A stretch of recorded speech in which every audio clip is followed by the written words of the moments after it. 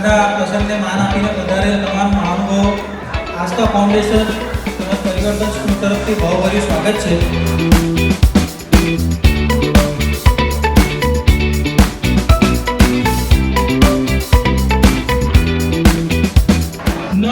Outstanding performance છે.